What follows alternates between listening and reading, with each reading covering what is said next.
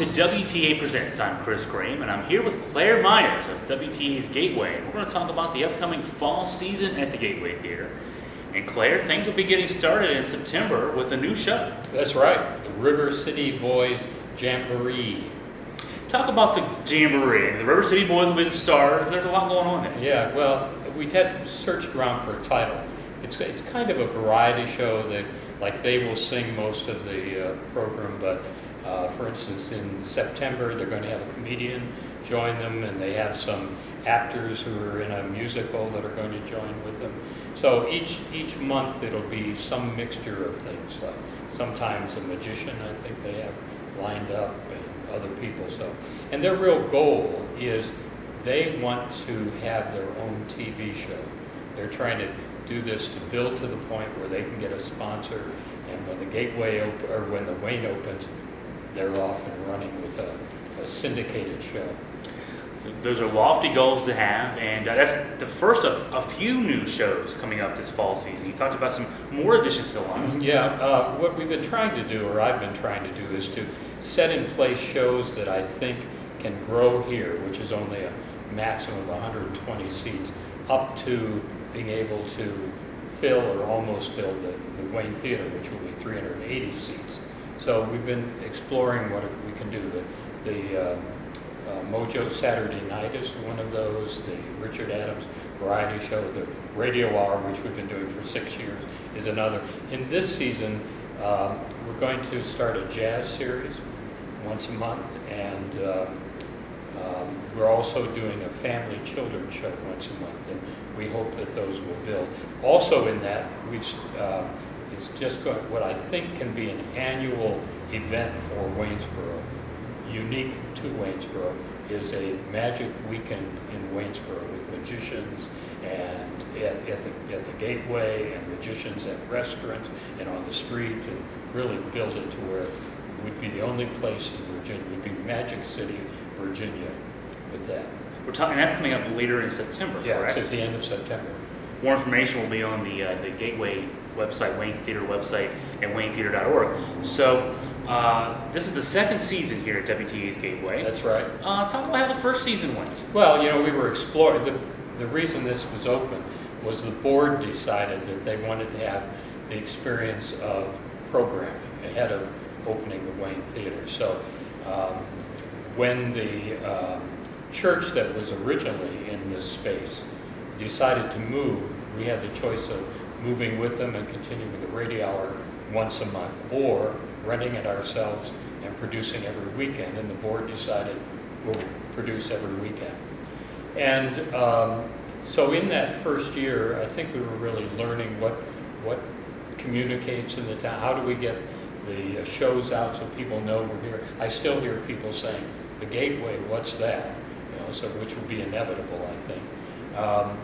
But we have built. So for instance, August, I think we were averaging, we only did 4 shows during August, but we were averaging about 90 people a show, which is just exactly what we need for the economics of running the space. Yeah, 75% of capacity in a month. That's usually a slow month. I mean, people on vacation, correct, everything else. Correct. And so it was, part of it was the programming we did. We had Elvis, did 2 shows, and we had a woman doing a piece on the Civil War, and that's very popular right now. And we had Brett Leak in, and we had Mojo Saturday Night with a wonderful, wonderful show. So it's all about what we bring in and how we can communicate it to our community. Things have really come a long way. I remember, it seems like an eternity ago when the River City Radio Hour started.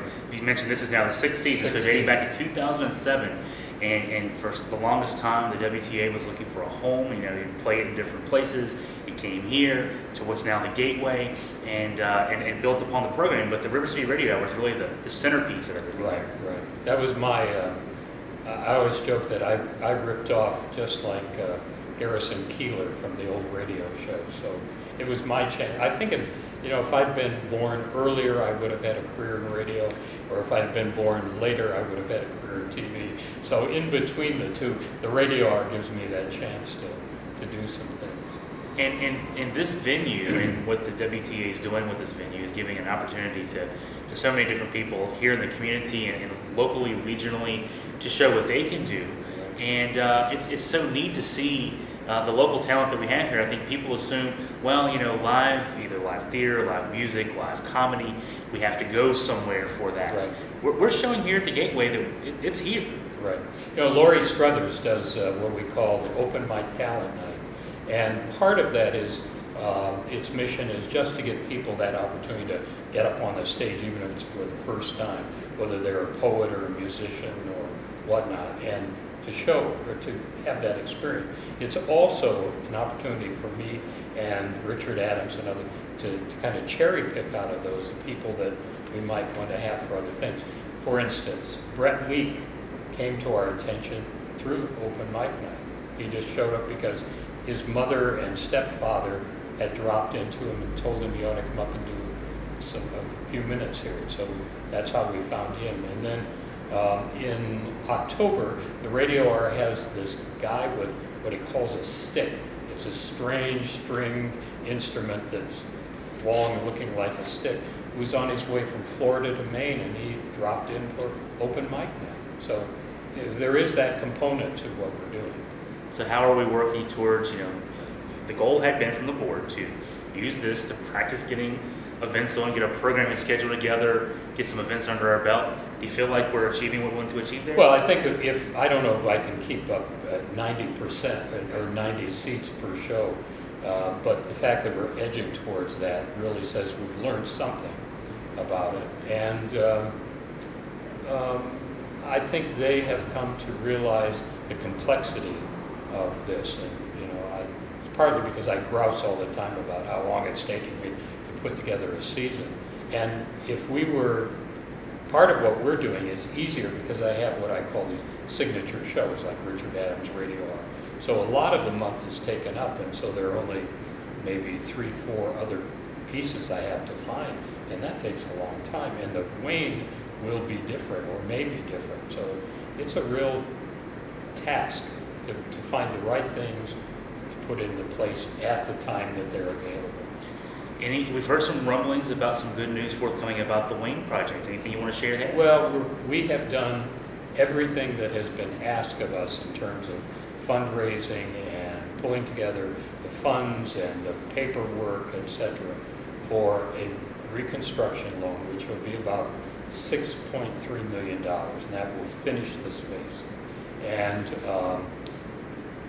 part of the funding of the Wayne is through tax credits, and so that complicates the whole thing. And so getting all of that put in place and getting a bank that was willing to lend the money, knowing that they're going to get the money when the tax credit money comes in, it's very complicated. But we're, I think, pretty close to it. Complexity in terms of scheduling, complexity in terms of getting the new Wayne built. Maybe an explanation for a few of those gray hairs up there. I wish there were a few more hairs in this gray. But yeah, I mean, you know, what we're doing is running a business, is what it amounts to, and one that hasn't been run here for a long time. In the old days of the Wayne, it was probably a pretty standard. They were, you know, Paramount, Capitol, etc. Here are our films. Which ones do you want to rent? And you just kept them rolling through there on a regular basis. This is going to be more complicated than that, actually, I think. And the thing to remember that any nonprofit theater, whether it's us, the Paramount, Blackfriars, whatnot, most of those, almost all of them, I would guess, survive on unearned income, which means non-box office, non-concession, of anywhere from 40 to 60%. So the fundraising will continue, memberships will continue, while at the same time you're trying to run this business. So it's complicated. It's a business. We got the community involved by coming here to the shows, but also from providing that seed money every year. Right. And you know, we can't tell yet, but if you just walk down the street on a weekend and see the number of cars and reflect on what it used to be downtown on Friday and Saturday night, you can see the impact that we're having on local businesses like the restaurants, etc. Yeah, I've lived downtown for a few years now, and it used to be 5 o'clock Friday. It seemed like we would shutter things up until Monday morning, and that's not the case now. And to think that the capacity of the Wayne is 3 times what the Gateway is, just maybe shows the potential there. Yeah, I think you're going to see more restaurants opening up and other kinds of shops that will, appeal to the people that will be coming to see something there. And what you ask about what we've learned. The difference, I think, as we go into the second year is we have a lot more things going on outside of the weekends. Like, for instance, we have a film premiere that's coming in here. We've done things with the Waynesboro Area Learning Center for kids being prepared to go to school. Kiwanis did a banquet in here. Rotary has had a production. So more and more of those things are going to be in the space this year during the week. Yeah, Augusta Free Press put on 2 fashion shows here that's right. Last winter, I guess. Right, and they're right before scheduled Christmas. again. Yeah, we're scheduled again to do that as well. So you're turning this into, as you mentioned, not just a programming space for the WTA's Gateway, but for the communities here. Exactly. And a resource for the community, and also for downtown. All those events, in addition to the WTA events, get people downtown, whether it be during the day to shop or in the evening to go to the restaurants. So that's our goal here, is to get people downtown. Yeah, and all the studies show that the way the revitalization of a downtown is through a conglomerate of these kinds of events that are oriented towards the arts or history, and then the restaurants come, and then the other stores follow after that. Well, it all starts with our fall season coming up in September with the River City Boys. And we also have the Magic Weekend. More information on the website, waynetheater.org, also waynesborogateway.com. Check it out. Thanks for joining us. I'm Chris Graham for WTA Presents.